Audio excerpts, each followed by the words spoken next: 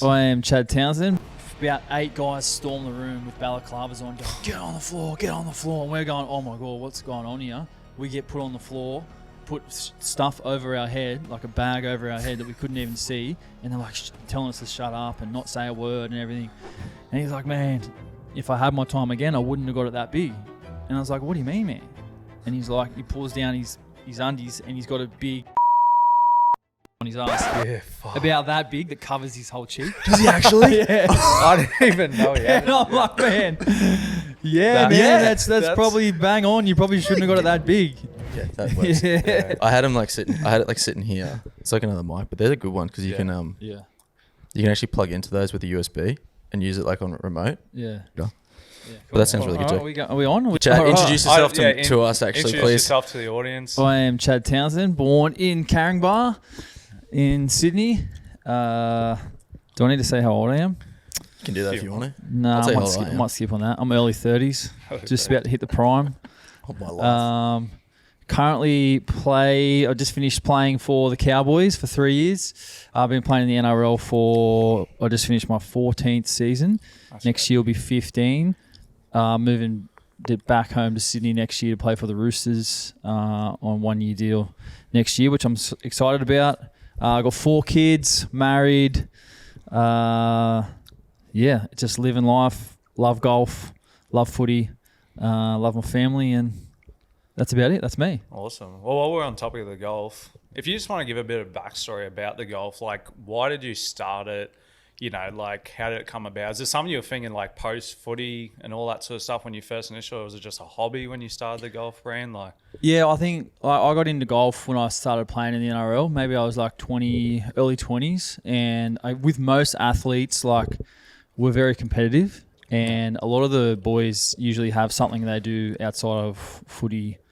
And for me, that was golf. I fell in love with it pretty quickly. I had other players who were keen and playing and wanted to play on our days off. And, I kind of fell in love with the game and the competitive nature that it has. And then when you play like you're against your own handicap, like you're effectively trying to beat your own score. So I love that, trying to beat, yourself. And then, it wasn't until probably up here when I moved up here and the crew that we have up here in Townsville, they absolutely love golf, the boys up here, and that was a good fit for me. I came into a pretty good crew of guys who love golf as well, and that I guess made us connect off the field. So we were obviously training together, but then playing golf on our days off. So, and then one day we were out and we were just talking about I think it was Drinky and I and Val. Val was always decked out in Nike gear because he's sponsored by Nike, and we were like, we need to get some new kit. And then we were just like, why don't we just make our own kit? Yeah. And then we sort of started coming up with some ideas for a name. And, then we sort of ran into a few roadblocks with the name and then trademarks and stuff like that, as you do. And then, one thing came to another. We settled on a name. We got it trademarked in the background. Made a heap of mistakes in the build-up to the start of the business. Got to the start line. Launched the business, and it's been going for 2 years. Valentine Holmes, Scott Drinkwater, and myself. We've been running it. We haven't been running it, sorry. We've got an employee who works for our business and runs it for us, basically. We just sort of delegate and oversee everything. And then last year we ran our golf day for the first year, which was awesome. We wanted to do a golf day for people to come and have a good day, golf and beers and stuff in the off-season. And then we've done it again this year. We just sort of had it sold out in about a day. So, it's going to be, I think, an event on the calendar for every off-season from now on. So that's about it. No, it's awesome. So when you said you started off yourself, because you've done content creation and stuff before with the YouTube, is that why you took it on board and you felt like, I know, you could do it, I guess you could say? Yeah, for sure. I think when you look at Val, Drinky and I, the biggest thing is we're really good mates off the field. Since the day I moved to Townsville, we had a group chat that was pretty much going off, just texting. We were hanging out, going for coffees, and I guess our relationship, sort of grew and grew and grew to we're pretty much best mates now. We talk every single day, and then we all bring different sort of things to the table. For me, I'm definitely more creative. I like the content. I've got my own sort of content I do on my own channel, and I thought that would help with the golf stuff. Drinky's got just oozes personality. Loves to be himself. He doesn't have a minute off. He's always on, Drinky, and he's been awesome. And plus, he's studying at university and business as well. So he's got some really cool ideas for us that we've sort of ran with. Yeah. And Val, obviously, got a huge brand himself. He first and foremost loves golf, and just obviously getting involved with everything as well. He's had some awesome ideas and been able to bring some really cool things to the table. So I think with the three of us, like we've all got very different ideas the way that we think, but when you bring that all together, I think it's made a pretty cool idea. Yeah, that's sick. So when you're talking about coming on camera and you're saying Drinky's a bit of a character, so it just came natural, I guess, to just film him, and it wasn't anything different, I guess, to how he's off the field. Is that the same with you? Yeah. Like, do you find do you have to put on a bit of a different character when you put the camera on, or? Not really. No. I think with Drinky, Drinky's himself on camera, and that's what I love about him. He doesn't really care about if there's a camera there or not. He's still doing the same stuff. Yeah. Val's a little bit more of an introvert. I think he's a bit more quieter. It probably took him a little bit longer when we started sort of filming things to sort of, settle down. And, like everyone, not everyone likes having a camera in their face. Yeah.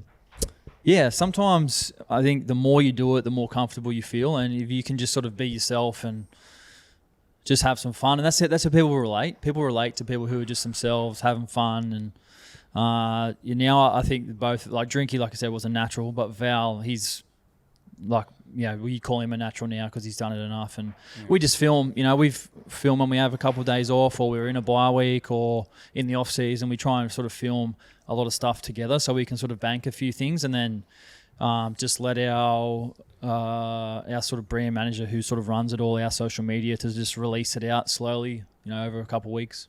When you're talking about film and everything on the off season, was it a struggle at the start when, I guess, you film all this content off season, like you said, your manager of the page lets it out, and then just say Cowboys have a loss, for example, and then that same day they upload a golf video, and all the people how do you? Yeah. Did you have to deal with that? How did you deal with that at the start? You don't really care. It is what it is, or it's happened. Yeah. Some of the stuff that it gets scheduled. You know what I mean? So there's sort of ideal timings and there's not, but I think.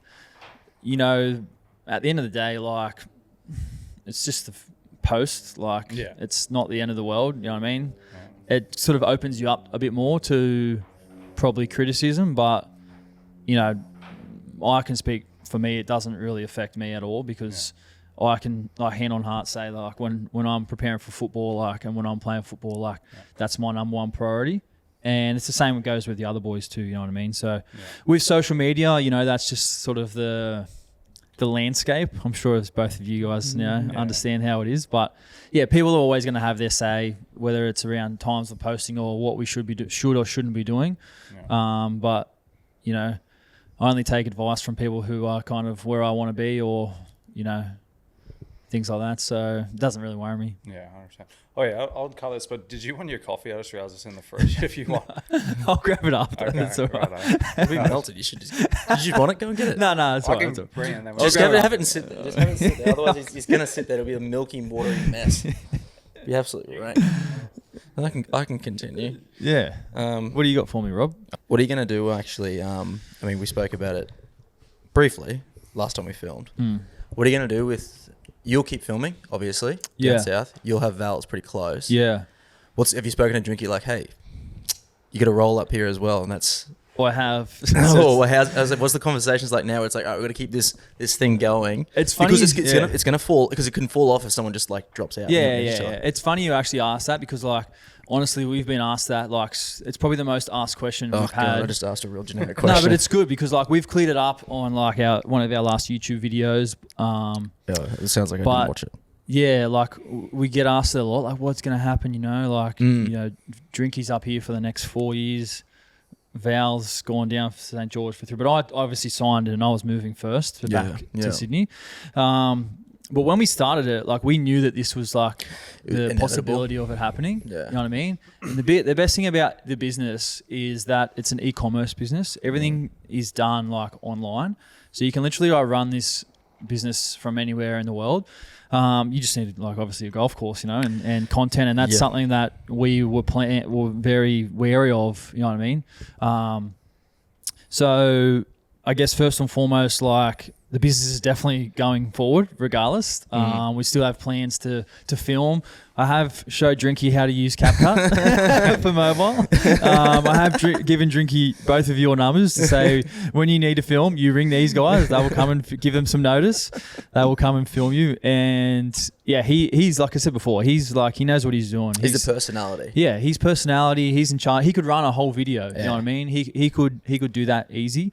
But then for us down in Sydney, like Val and I think Val's looking to move into the Shire, which is where I live, or will be living. But him and I, like, we were not going to be on the same schedules, you know what I mean? We're not playing for the same team. We might have a day off together here and there that we can sort of tee up to play and film. But at the end of the day, you know, for me, I want to continue to film. And whether that's me being able to get Val in, which would be awesome. I'd love to film more with Val down there, but if not, like filming myself, filming other guests, things like that, because you know I'm getting a little bit older in my career, and I'm definitely closer to the end than the start. So I think film and content is going to be a bit more in my future, and whether that be golf or whether that be my own stuff. Like, and in Sydney, like, you know, it's a lot easier with regards to like contacts and availability. Like there's so much more down there. There's a lot more opportunity, and that's like not disrespectful to up here, but it's just up here we've just got who we've got here. You know what I mean? Down there, like there's literally like pools of people who are available to do all sorts of things with regards to content. So I look forward to doing that. But yeah, we've spoken about it, and you know, filming is going to be a big part. It just might be like here and there where all three of us will be in the same video. Yeah. But we'll still be, you know, filming content just in all of our different spots, and yeah, don't worry about that. We'll still be like, releasing all of our drops and everything throughout the year and things like that too. Are you going to do invitational? Down there? Yeah. Well, I'll say, I mean, what are you going to do actually? Yeah, I don't know. That's another good question, because I think for us, the off season works really well. You know, it's a time for us to switch off, and we're able to run a golf day that's fun and have a few beers and socialize with the boys and fans and people who love golf and love footy come. And you know, we got some awesome feedback last year, and you know, I think to Townsville, like we've sold out for 2 years in a row up here, so it'd be a no-brainer for us to continue to do it up here. And obviously, while Drinky's still here and has a big presence with who he is, you know, at the club and in the area. So, but yeah, I'd be lying if I said we haven't thought about doing one down in Sydney at some stage. You know, and what the format is. We're looking at the format all the time, and could you do two in the work? Yeah, we could. Or is that pushing the old boundary of I think work? It might be pushing it at this stage for us all to sort of be present and be there. Like in the off season, I can guarantee you we're all there because we're off. Yeah, but. What other part of the year, you know, might have to be in. The season's so long, man. The season is like 27 weeks. Could there even be like a round where Cowboys will be down there? But Dragons will have to be lined up at the same time. Because it just doesn't work. You're not in. If we were to travel to Sydney to play, you're not in town. You're not there long enough to do pretty much anything except. But then how long? And then. Because when's the season end? And then when does preseason start back? For some boys, it's like back in November, veteran players get 9 weeks off. Yep. After your last game. A lot after you beat shit out of each other all year. And then your rookies get 7 weeks off. So wow, it's long. Season's too long. But it's like, and it's when would it go from 25, 26 weeks to 27? It's 27 weeks. I guess you get 3 buys in that. Yeah, there's 3 buys in that. But it's long. Plus like 4 weeks of finals. You know, we start training 4 months before ball's even kicked. Like it's too long. So is it like 9 weeks off or what you're saying? Then you get a Christmas break, then back into it? Yeah. Is there like a week or two in Christmas? Or is that included in that 9 weeks you're talking about? 9 weeks in the off season. So let's just say we make the grand final, 9 weeks from that. Yeah. And then you go back to training. Depending on when you go back, it might be 2 weeks before Christmas up to 6. Because if you make the finals, you obviously go back closer to Christmas. Yeah. But if you don't make finals, you're back 6 weeks before Christmas. And there's no. And then you get 2 weeks off over Christmas. And time you got as well. some players with the like Australian Cup and stuff. Yeah, like, and then those guys usually don't come back till after Christmas. So, But there's no gradual build into it. Like if you have 9 weeks off, and then you come back into like I remember you guys talking about you trying to like run still and everything, like try and keep fit. Yeah. But if you come back into a preseason, it's full on, isn't it? Straight away. Yeah, like- and you're like, ugh.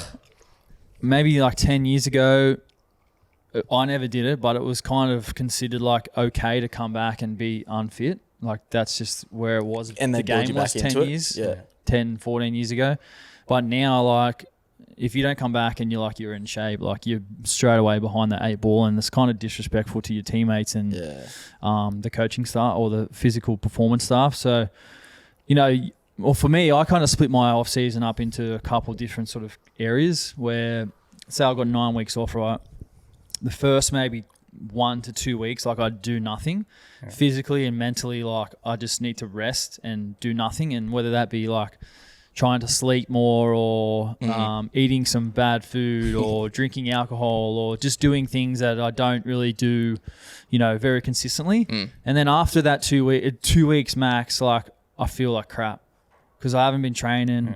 Mentally, like I'm not in a good headspace, and I'm like, all right, that's enough. That's it. I'm done. You've had your fix. I've had me fix. Yeah, you get a little touch up. Week and a half, whatever it is, and then like I'm back to training. So I love training.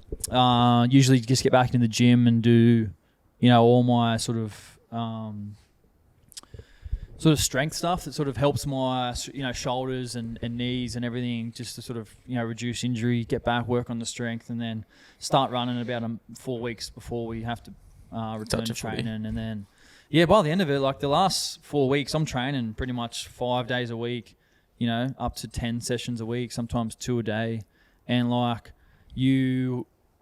because you do get 9 weeks off, but like that last 4 weeks, it's like, I'm getting ready to train. I'm getting ready to go back. You know what I mean? Like, I'm not just sitting on my ass doing nothing. I'm training every day. Is it because you don't want to get in there and have like obviously the disrespect part of it, but also the side of just getting your body beaten within an inch of its life when you walk through the door? You're sweet, now it's a 10K run into like 20 burpees. You break down. If you're not ready, you're like wrecked. You come back and you're testing straight away, 1.2K time trial. Oh, dude, yes. Then like, you're doing all your gym testing, your strength testing, then you're just getting rissoled on a wrestling mat. And like, if you're not strong, you're not fit, like you're going to break down, you're going to get injured. Like the training demands in preseason are like higher than they've ever been now. The game's faster than it's ever been. So if you're not prepared for that, like you're going to break down, you'll miss training, you'll fall behind, like you won't get as many reps with the starters. Depends where you are. Like if you're a young kid and you need every rep you can get, but you're injured, like, you're probably struggling. So how's your head when you go back into it and it's like there's all these fitness drills? Because I know especially up here the heat, and you're like there's a physical side of it, but it's also like, dude, my brain, like especially like the younger guys where they're like what the frick, or even throughout the whole season, because it's long and you gotta like get up every week. It's a really good question. I think mentally, like Thank you so much. You're in rugby league, like, or I'm sure it's any professional sport, like mentally it is very challenging. And like, up here obviously we've got the weather, the heat, which just honestly makes training like 25% harder probably than it does in the southern states. But every team's getting training hard. So like when you're on that line and like the whistle goes and then you've got like a certain amount of time to get to the other line, and you're just making it, and then you're like, oh man, I've got 8 reps to go, and you're just absolutely just blowing. Dude, what's the head noise like? Like, how are you getting up? There's a lot. There's times where like I've been running and I've just been running with my eyes closed, like just like, come on, like you just talk to yourself. It's like you're either carry the boats. Like you're either talking to yourself to saying like, I'm so effed and I'm so tired right now, or you're saying, come on, let's go. You know what I mean? That's the challenge that you've got. Some days are better than others. Like you don't always have a day where you're like, I feel great. You know what I mean? Like I'm running, I'm feeling really good. There's days where you're like, man, I feel terrible. I might have slept like shit last night. You know what I mean? Like haven't had breakfast, all this sort of stuff where, other factors outside of life come in, with regards to your preparation. But I don't know, for me, like I think I've been okay with that. Like I like running. Like running's like my thing. Like if you put me on a rower or in a cardio room, no, I'm no good at that. But like I could run all day. I feel like I'm fit at that.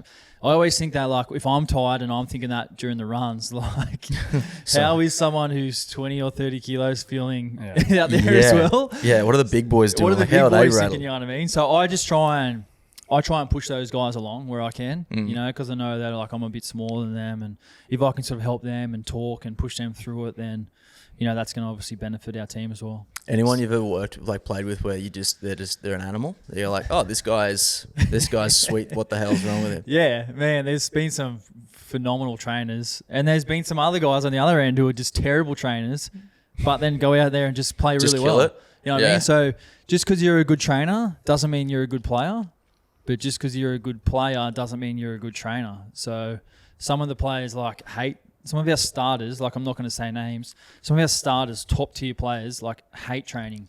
Just slack? Just like, you know, don't run a terrible time in the 1.2. But we'll go out there and just absolutely kill it for 80 minutes, you know. And then there's other guys who are on the other end, you know, really good trainers, but then when it comes to in games, like they just don't perform as well. You see that over the course of like...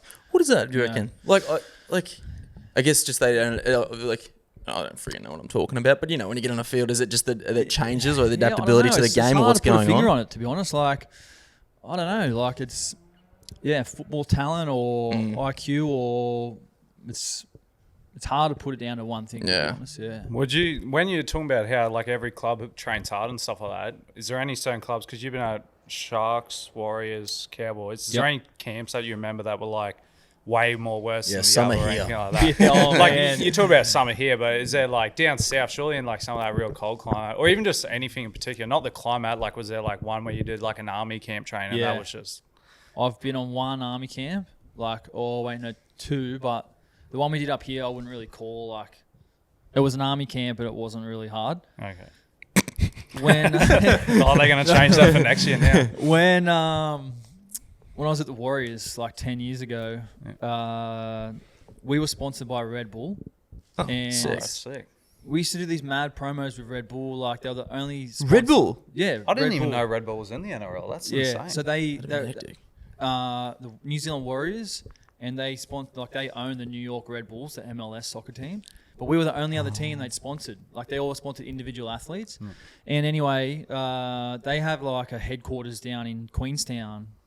And they had some stuff in Auckland where they actually ran like as adventure stuff. And anyway, we got told this week, well, we were going to do some Red Bull promos because we'd done stuff with Red Bull promos before. And they were like, yeah, we're going to do some promos. So we're going to stay at this Red Bull Ranch for a couple of nights. And we were like, man, that's sick.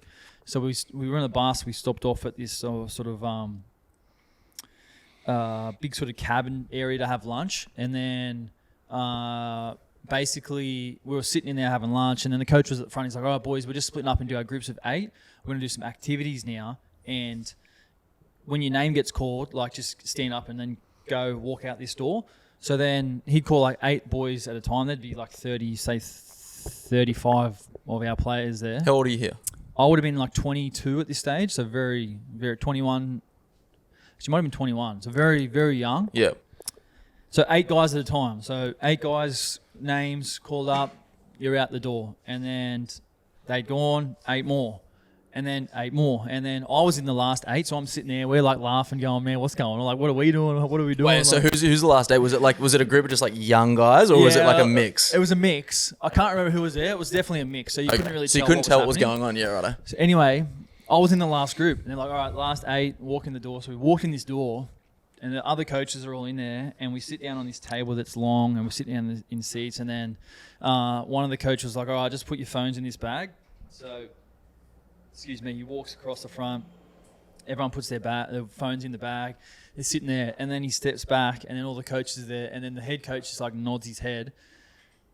About 8 guys storm the room with balaclavas on, going, get on the floor, and we're going, oh my God, what's going on here? We get put on the floor, put stuff over our head, like a bag over our head that we couldn't even see, and they're like telling us to shut up and not say a word and everything.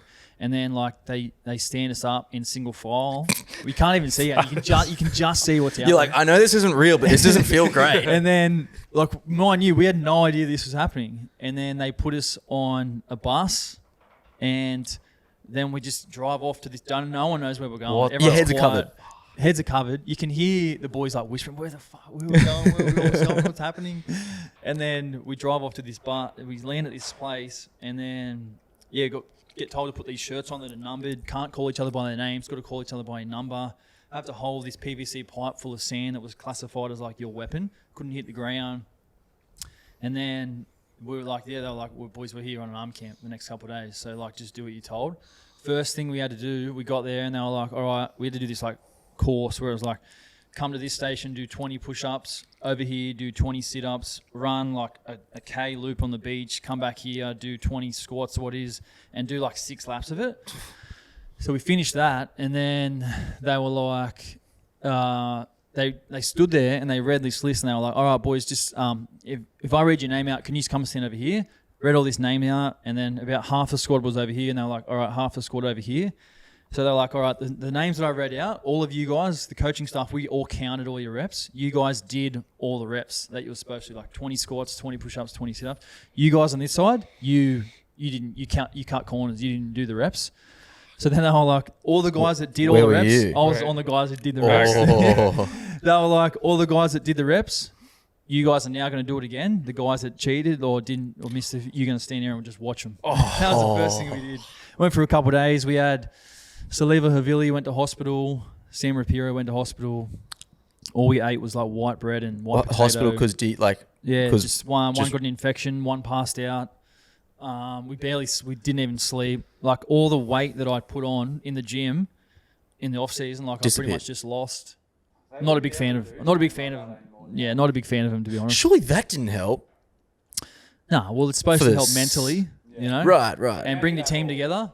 But I don't know. Put the team together. Yeah, I actually wanted to punch the shit out of those guys that didn't. The cut boys corners. were hating. I was like, I'm not shaking this guy's hand. The guy's been in our faces the whole time. Yeah. I'm not shaking his hand at the end of it. I'm not. And then he's like, when it was over, he like flipped his switch. He's like, boys, good stuff. And I like shook his hand and said, thanks, man. And I was like, stuff you. I remember your name, and You I just will wouldn't take have it had like heart rate monitors and stuff like that on back then to Not track. then, no. Nah, And that's not during that. Yeah. Like maybe, yeah, obviously, even in normal training sessions, definitely, but not at an army camp. They don't really give a shit how you're feeling.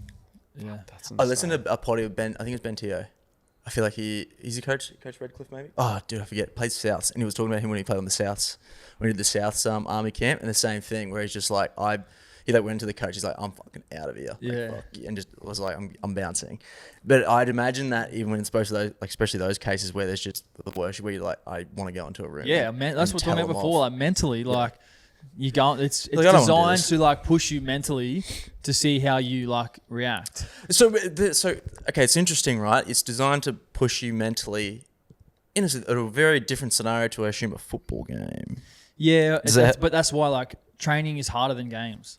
Sure. Okay, In preseason, sure. training's harder than games. Like that's why it's designed to training. The and training camps harder is designed to be here, Yeah. so that when you get to games, it's easier. You know, when you're under pressure Was in it? games, was it? was it harder? Yeah, like as in was that obviously training was harder, but did it when you were like come over to the games? Yeah, That yeah, for 100% sure. was just like training's harder than games, 100%. but it was beneficial. Obviously, those camps. Yeah, well, like depends how you look at it. Like, like I said, I lost all my muscle. I was pretty filthy because I was a young fella, you know, who needed to gain weight. Yeah. But mentally, like I said, it's designed to sort of test you and see how you react under certain scenarios. And if you've eaten white bread and white potato for 2 days, you've barely slept, and like someone tells you to go and run 2K, and you just don't ask and you just do it. Yeah. Like they're the guys you want to go to war with. Yeah. They just don't really complain. You just get on with it. Like you do what you've got to do. And it's not a normal job being a football player, like a rugby league player. Like there's no HR, there's no, we've got well-being guys, but like, I don't know. It's just different. You just do what you got to do. For your You team, just do it. Yeah. You know, and it's like that's some of the best things about it. You know, it is very different. It is very unique, and there's a lot of enjoyable moments, but there's obviously the tough times too. That That sounds rough. That sounds very. I mean, I would like. You'd like to try it. Like I've always thought to myself, I'd love to do one. No, not the camp. Not the camp. Not the camp. I'd love to. You know how you hear like you talk about the NRL preseason. It's like I'd love to see if I can get through a day. Like just try one day. I wouldn't get through a week. I'd die. But like try like a day. So what does a normal day look like where you go through? You could get through a day. Oh, thank you so much. You're looking like Pico. But could you get through 6 weeks? Fuck no, dude. Yeah. Look at me. Because what does a day like? What does it look like? Oh, like our biggest day is probably Tuesday in the morning, like 6 a.m. Wrestle on the mat for 2 hours.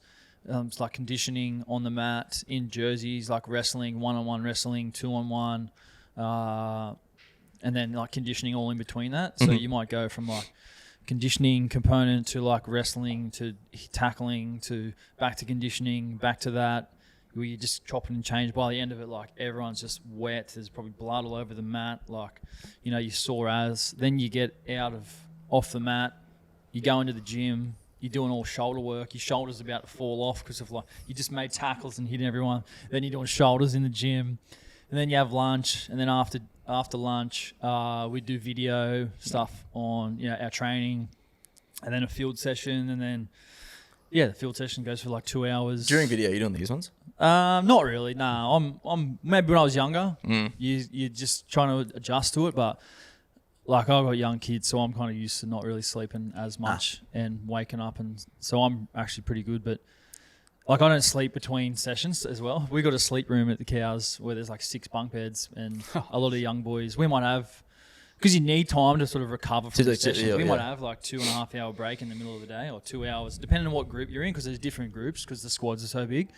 And so some of the young boys will go in there and have sleep for like an hour, set an alarm before they've got another session. But I don't sleep. I just stay awake and keep going. Did fatherhood change like footy much for you at all? Like when you first had? Because how young were you when you first? I was 27 when I had my first. Daughter, yeah. Did that change any aspect of footy or anything like that, or how you? I wouldn't say it changed my football. It changed my approach or my outlook on life. Like things that are like really important. When I was younger, like I probably put a lot of pressure on myself to play and how I played, and especially when I was still trying to make the NRL. But I think as you get older, like you understand what's really important in life and the happiness around your own life and your own mental state. And I could play a game and. If I've played really well or I haven't played my greatest game, I'll walk in the door and my kids still like love me, run up, Dad, Dad, Dad, you know what I mean? So you kind of leave that stuff at the door. Yeah, like there's things where if you haven't played great or you haven't had a good session or whatever, you're like, you know, you need to be better. But like you don't really want to bring that energy into your own home. So if you can leave it at the door and then come in and, you know, be the best partner or husband and dad you can be, that sort of teaches you to sort of compartmentalize different parts of your life. And that for me is what I think I've done really well personally. I don't want to toot my own horn, but as you get older, you definitely get better at that. Yeah. But then, when you leave home, it's like now I've got to go back to like, you know, working on the things I need to work on to improve my professional life. But then my personal life is at home. And is there any advice that you'd give to now that you've gone through it and done it? I guess, but was social media when did social media, when did Instagram stuff come out? Was it around when you debuted and stuff? Yeah, like it was like, I made my debut in 2011. Yeah. Instagram and Facebook were around, I'm pretty sure, 2010, 11, 12. And when it first started, like, it was nothing. Yeah. Like, it was just this new thing. And did you jump on it straight away? Yeah, straight away, yeah. I didn't probably post as much as I probably should have back then. But yeah, you post a few photos here and there or whatnot, and it was a way like, you know, it sort of continued on from the days of like MySpace and things like that when you're in high school. But it was never really seen then to like build like your brand or connection or things like that with the fans. It was just like, it was still like in the learning phase, I guess. But yeah, advice that I would give is... well, I'm someone who like I quite enjoy like social media. I enjoy the interaction with fans and having fun. And I only ever use social media for like positive stuff. But obviously, like I said at the top of the pod, was like it opens you up to like, you know, criticism and things like that. And that's okay with me. Like if someone's going to comment like negative stuff on my post, like I can't control that. I never interact with negative comments, and I learnt that from Casey Neistat, one of the biggest vloggers ever on YouTube, lives in New York. And I loved watching his stuff. I watched his stuff for years, and I just remember this clip of him saying, like, I just don't have time. I just don't interact with anyone negative who's going to post anything on my pages. And I was like, man, that's such an awesome bit of advice. So, yeah, if you comment on my page, like, if you got something to say that's like pretty nice, a lot of the times, like, I'll interact with you. But if you're gonna have a go at me, like, just leave it. But you'll learn now, like, that's awesome. Even if, like, in a way that they are doing negative, it's just engagement at the end of the day. Like, people, I don't think most people realize if you hate someone, the worst you could do is probably unfollow them and not comment on the stuff. If you're following them and then constantly commenting on the stuff and liking it, it's like, oh, well, like, free engagement. At the end of the day. Like, of course. But, like, again, like, I understand that, like, with being in my position, like, as an athlete, like, I play for my team, right? So there's 16 other teams of fans who don't like our team, you know what I mean? So, but in saying that as well, like, it just doesn't really affect me, to be honest. Like, you just learn to live with it, and, you know, it might be harder for, like, my family or my friends who might see some stuff that people write, but it's like, I don't really care what people have to say, you know? There's people who don't actually know me who hate me. Yeah. There's people who don't know me who love me. Yeah. You know what I mean? So at the end of the day, there's nothing you can do about it. It's just the world we live in, and that's fine by me. Like, everyone's entitled to what their opinion is and say what they want to say, and I love my life, and I feel like you've done an amazing job of just capitalizing your position, the footy, to actually use other revenues like the golf, YouTube, and all that sort of stuff. Like, most players I don't think even understand how they can capitalize off what they're doing, and you might as well while you're in that position. For sure. Like, You all started with the vlog, eh? Yeah. I remember you talking about the vlog, like, players were actually saying to you. How did the vlog start? Like, when you started, like, when was that? Like, 2018, I bought a camera. Yeah. So I've been doing it for quite a while, like, on and off. Yeah. I'm like just under 50K subscribers on YouTube. That's insane. But, like, when I finish playing footy, I'm going to be, like, uploading, like, a hell of a lot more. I can just see, like, my future on YouTube and creating shows and things like that, like, being a lot more, I guess, consistent. But, yeah, it just sort of came from, like, I love American sports. So a lot of those guys were doing it. I love watching it. You know what I mean? I look back at some of the videos I've made, 2018, 19, they're so cringe, man. But, like, it's the old thing on social media. Like, you just do, you do, and you see what works and what doesn't, and what people relate to. And, like, I look back on it, and I've got, like, hard drive of, like, memories of, like, my kids, things about footy. That's like, awesome, right? You know what I mean? Like, I've just got that many memories, and just from filming, like, my life. And some of it I released, and some of it I've just got on in the archives, you know what I mean? So all my kids, when they get older, Dad, what was I like when I was 2? And here you go, like, you can watch it. Hours of videos of you and what I used to do when you were this age, and so. Dude, the vlogging side of things, it's like a scary one, right? When you put a camera in front of your face, I'm sure, like, the first time you were like, this feels like it was so awkward. It feels so unnatural, but every time I know, like, especially when you're putting vlogs out, or I see people putting vlogs out, I know even myself, I'm like, just fucking do it for yourself, dude. Like, I wish I did it when I went to America or when I was living in Canada. It's like, I had a camera and I was taking photos, and that's cool. But a vlog's different. It, like, really actually just puts you there. Yeah. And, like, that, like, you can actually remember those. Like, you're the main character of your movie. Yeah. And, like, who gives a rat's who doesn't watch it? Yeah. Oh. And, like, it's the other, like, when I first started, like, I had 400 views on my first video. My first videos for, like, a full year. 400, 600 views. Like, and I don't really care, like, the views that I get. I don't really care about the amount of subscribers that I get. You can watch it back and be like, that was when I was there. Like, but this. Like, I do it because I enjoy doing it. Yeah. Like, I enjoy documenting. I enjoy the experiences, the memories that I've got. And it's cool to have people that like it too, because now at games, like, if I'm seeing some of the fans after the game, like, the kids talk to me more about YouTube than they do about footy. Yeah. They say to me, man, I love your YouTube channel. Like, I'm subscribed. Like, give us a shout out. And they don't even talk to me about the game. Like, we just won, like, you know, we just won whatever. And they just don't talk about the game. They talk about YouTube. So that's probably a sign of, like, I guess, things to come and still go. And obviously, it sort of probably stems from America. They tend to be like 5 years in front of us with regards to what they do. So did you off topic? Sorry. Did you see the USC or the college teams football promo? The USC, I think they're like the Trojans, possibly. Yeah, they are. Yeah. Did you see? Have you seen their promo vid? No. Dude, I'll show you after. You'll fucking lose your shit. Pretend So like sick. we're reacting to it on the. Yeah, I know. screen. I'd put it. I'll literally. It's so sick. I'll show you after. But I remember watching that and thinking to myself like, oh, these guys are so far ahead. It's insane. Yeah. Yeah, I always challenge someone to the people who say vlogging's easy or this dude's go easy. All he does is pick up a camera, record himself. I challenge anyone to pick up a camera, record themselves, edit it, and realize how hard it is. Yeah. It is the most terrifying experience when you first do it. Definitely. Like the first and foremost, like we spoke about before, you got to get comfortable like being on camera and what you say and how you sort of plan it out. And then the editing, like when I first started, like I think I used iMovie for a while, and then I've been using Final Cut Pro, on and off for a little while. But yeah, just like learning all how to do it. And now, like if I edit some of my vlogs, some of them I outsource, but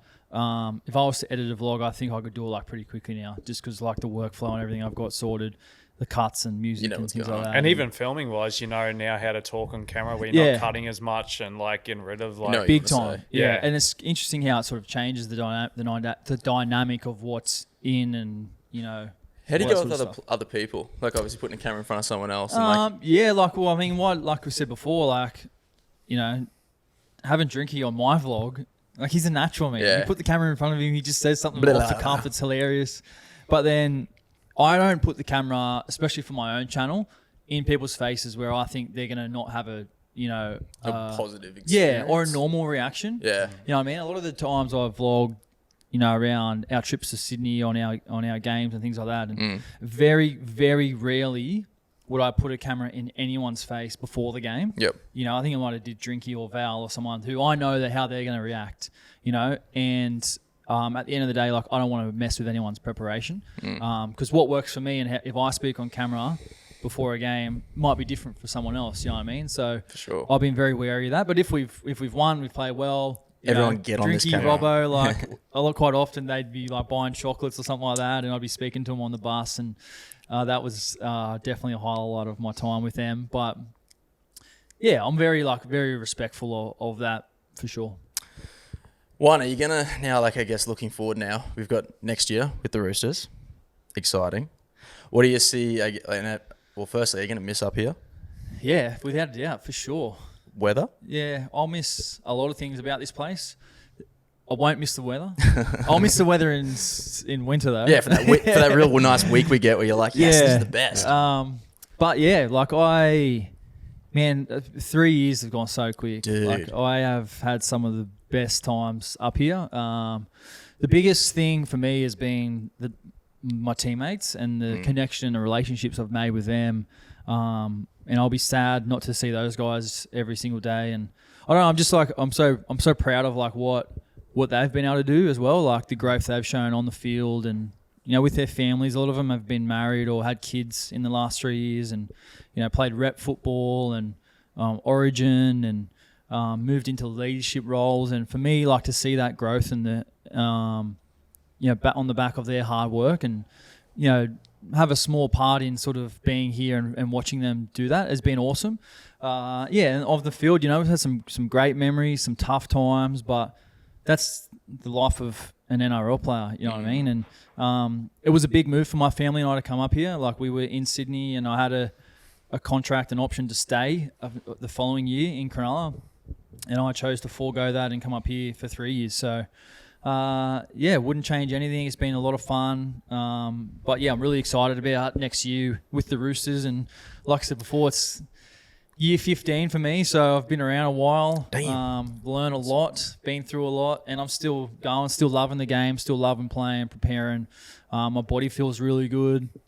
And yeah, I'm just excited to be back home around my family and friends, especially for my wife and my kids to be back in, their home, in their own school that they'll go to for forever, and my wife to be back around her family because she sacrificed a lot for me over the past 3 years being up here, and it wasn't easy for her. It was obviously a lot easier for me being a player and having 30 mates to go and hang out with every day. Yeah. She didn't necessarily have that.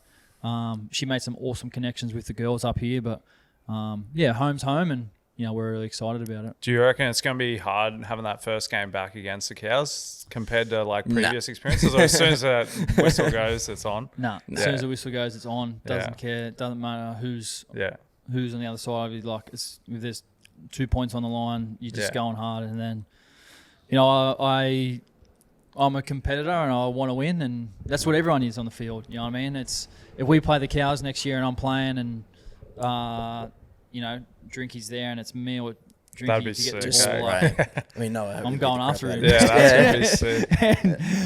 and he'll be going after me. You know what I mean? And it'll probably it might get a bit fiery, it might not. I don't like plan to. I don't want to give them anything extra. Like, I respect my teammates up here and do the same down there. But I mean, I want to win, and they do. And at the end of the day, once the whistle's gone, what's happened on the field stays on the field, and your mates at the end of the day after the game. And I've got a lot of mates across the league in a lot of different teams who are like that. You know what I mean? You go at each other, might be verbal, physical, but then after the game, it's like it's all good, man. Like you won or I won today. There's going to be one winner. Let's chop it up. Let's have a chat and maybe get a photo. And how you been, man? How's the family? Because you spend really good times with guys. Yeah, it'd be hard. You know what I mean? You get to learn and meet them and understand who they are. So, I guess so year 15 next year. Who are your top 5 best players you've ever played against? And I want to say I was also going to hit another one with top 5 worst players you've ever played against. As in you go out there and you're like, oh, for fuck. And that might fall in the same category. You might need to change that language, though, as to, top 5 most feared players? Feared? Or, hardest players? I'm not going to say worst. Worst isn't right. It's more for you when you're because they might be the best, but they won't necessarily be the best. So I want to go top 5 best players you've ever played against. I'll go best first. In no particular order. But I did make my NRL debut against Darren Lockyer, so I'll chuck Darren Lockyer on there. I'll chuck Benji Marshall. I'll chuck Sean Johnson. Yeah. JT. And, man, Cam Smith. So top 5, really. Top 5, man. There, I've left a couple out there too. There's a couple other more. Obviously you got Cronk, Slater, Sam Burgess. Was there any of those moments? Can you think of any of those players particularly, or any moments in games where you've just gone, holy smart, that was incredible? You're just in awe. Yeah, for sure. I remember we played the Roosters in the semi-final in 2018. And it was week 1. They finished first, we finished 4th, and I just remember Cronk was just controlling the game, and I was trying to control it as well, as good as I could.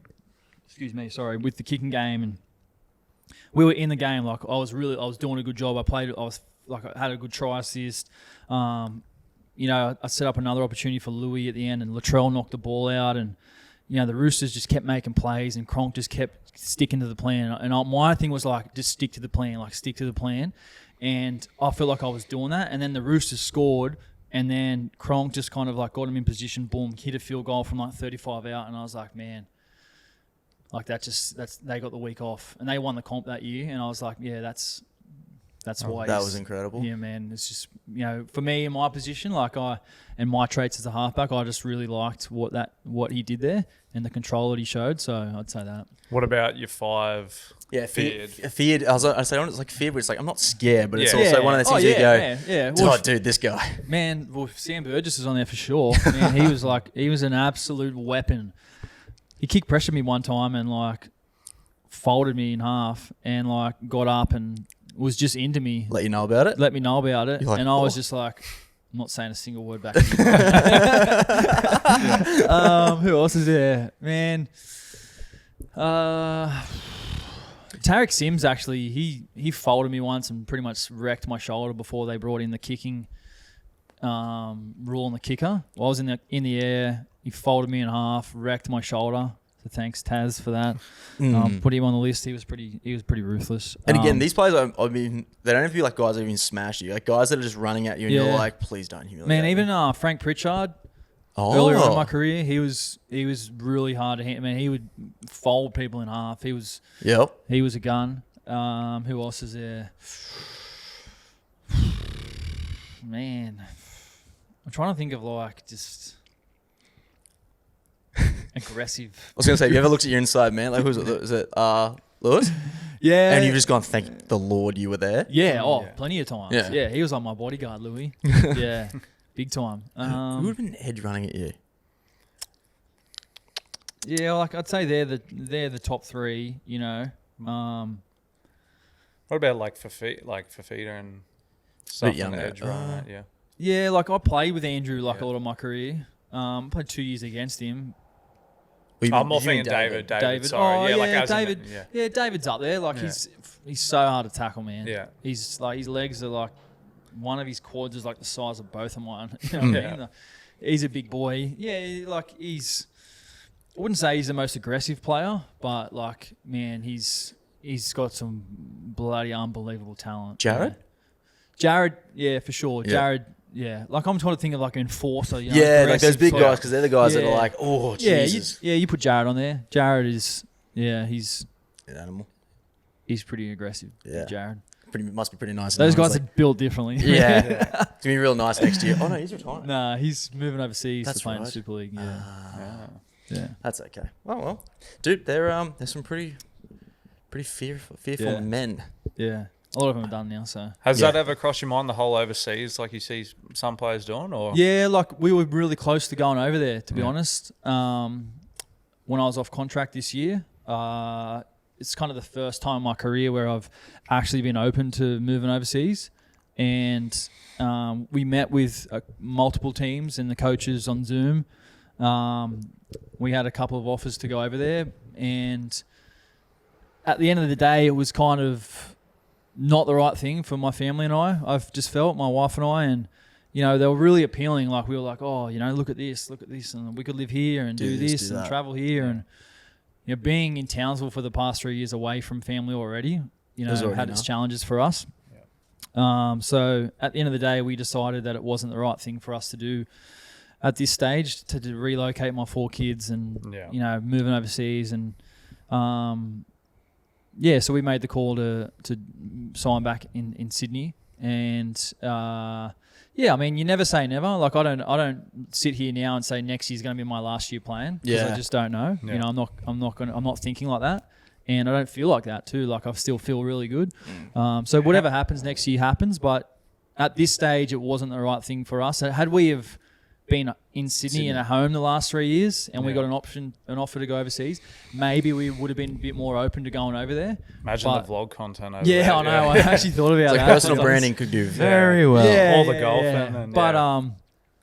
and just the opportunity to move back to Sydney and move my kids back home, my wife back home, and then the things outside of football as well were really appealing to me. Like, you know, obviously as we've spoken a lot about the content and the media, which I absolutely love. You know, I love TV, I love radio, I like being in front of the camera, I like talking, I like giving my opinion. And a lot of the times, up here, you know, I haven't really been able to do that to the, you know, extent that I would have liked, but that's okay. Like, it's just part of being up here, and I wouldn't change that. But being back in Sydney, I'm able to go and do that and, you know, work on the radio and commentate games and go on TV, give my opinion, and that's something I really look forward to doing. But I could see you on the TV once. Yeah, I hope so. Yeah, like that's why one of the reasons as to why Sydney more appealed for me as well. The opportunity to work, because like obviously we got whatever year 40 for next year, but you've got the YouTube, which you're going to try and pretty much scale. Players, which is what you're going to try and like really work on. But is there anything else where you've gone, this is a direction that I'm going to try and also, and I know you're going to say like radio, TV, but what do you think? What is it? Definitely. Well, TV, radio, like I want to commentate games on the radio. I want to work on TV wherever I can. Like next year is kind of going to be a year for me to be like, let's try. Yeah. Like, yes. You put some feelers out there, build some relationships. Can you do this? Yes. Yes. Say yes to everything. Yeah. And then, hopefully, you know, I don't know what's going to happen the following year, but that might open some doors for me post-footy. But I could imagine TV would be more. Would it be more hectic than footy in terms of like traveling to this game, and then like doing this at 10 o'clock at night, and like your schedule? A lot of weekend work. Yeah. but that doesn't really worry me. Yeah. Like I'm open to doing that. I've also been working on, like, this is a little bit of an exclusive. I've also just been working on a bit of a business plan in the background for like my own content and like my podcast and things like that I'm going to do down in Sydney on a bit more of a constant basis and where I'm going to do it, who I'm going to do it with, how I'm going to do it. That's sick. So, yeah, I've been working on that for the past couple of years, just here and there. Like a Pat McPhee kind of show? Is that what you're thinking? I don't want to say too much, but dude, there's, like I said before, man, I love American sport, and I can see there's a market there, eh? Yeah, don't give away too much. Okay, sorry. Yeah, shut the Keep fuck it up. That's exciting. But, yeah, that's something. And like while I'm still playing, like I'm not gonna do it right now. You know what I mean? So like there's a lot of things out there that I really enjoy consuming, and I'm just gonna take what I think will work for me, and then give it a crack. What about hero moment? Is there any particular? I know you'd probably like Grand final. Yeah, other than grand final, you can say anything in life. It could be your kids or anything like that. But let's stick to footy.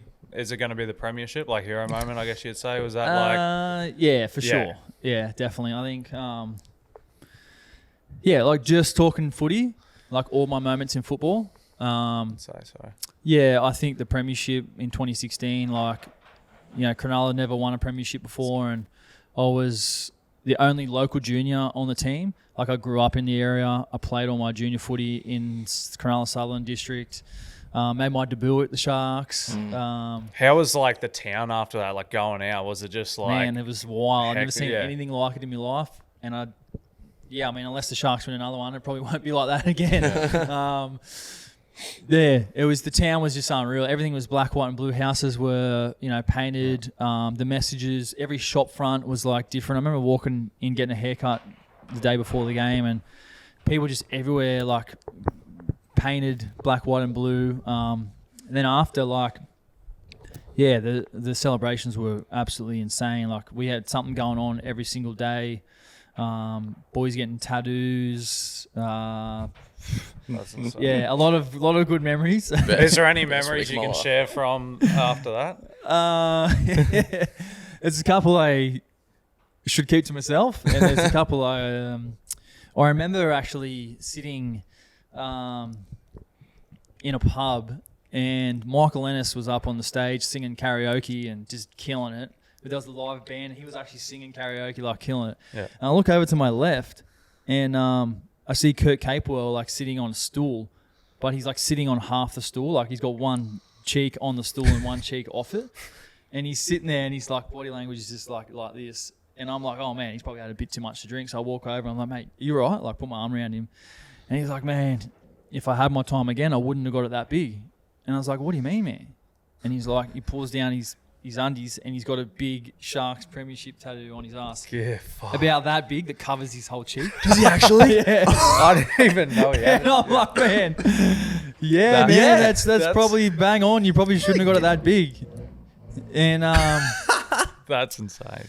Yeah, that was funny. But there was a lot of other stuff. We got our reunion, I think, 2 years' time. Yeah, so a lot of those boys, like, I can't wait to see them all, to be honest. I've got so many good memories with them. Like, we won 16 games in a row that year. We hadn't lost a game for 4 months straight. Like, we just, one of the most tight-knit group of players I've ever been a part of, and to do what we did was really special. Was there any difference between that year and the previous of like, oh, that's how we won? Like, was it the training, or was it like certain players just combining, and maybe it was like you were hanging out more outside of footy or something? Yeah, it was honestly a combination of all that. Like, we could score points from anywhere. Yeah. Defensively, we were really strong as well. But I think, our ability to move the ball, like if you look at some of the highlights from that year, our ability to move the ball to wherever. And the thing as well with that team, like that year, I remember we had a lot of arguments at training amongst players. Yeah. Like, give me the ball, like my ball, like give me the ball, like fights about which way the ball should go. And a lot of arguments, and to the point where like guys are in each other's faces, like, You'd have been pretty... No, what are you, 20, 25, 26? I was 25. So who was the other half? Was Jimmy Maloney. So they were like... Because you were somewhere between 5'8" and half. No, I was just half. Just half? Okay, yeah, Jimmy was 5'8". But yeah, like it was to the point where like no punches were thrown, but it was just like in each other's faces, like, where the ball should go, and fighting and arguing. And it was just a will to win. Like the boys just wanted to win. Yeah. You know what I mean? Like, but at the end of the day, we found the balance pretty quickly about, you know, if our left side gets all the ball and I don't know, our left centre scores 2 tries and our left winger scores 1, but on the right side we don't score any that game. Like you were happy for them, which doesn't always happen, No, especially down in the southern states. But yeah, and then sometimes it would be like on the right side, like we'd score all the points and the left wouldn't get the ball, and you know, but at the end of the day, the team success was most important. First, yeah. I remember 2015 actually was like, do you remember when Cows went on that run? Yeah. And you guys came out and beat us to cut that run? Yeah. No, I'll never forgive you for that. Yeah. That sucked. That's all right. That's sweet. Dude, that was good. That was very good. Yeah, no, thanks for having us, lads. It's been a lot of fun, and I appreciate both of your relationships over the past Dude, gonna miss you. couple of years. Yeah, I know it's been a good journey. I'm sure we'll kind of connect again in some way, you know, with the 100%. content and things like that. I remember, as you said that before, when it was like the first quick 3 years, I remember Luke walking into Cows and doing the first vlog for you. Yeah. I was like, hell, that was not that long ago. Yeah, I know. That's yeah. insane. 3 years. Yeah, that's crazy, eh? No, yeah. keen to see all this media stuff down Sydney. Yeah, Dude, That'll be awesome. that's going to be very exciting. yeah, for sure. 100%. No, all good. All right, sweet. All done. Cheers. That was good.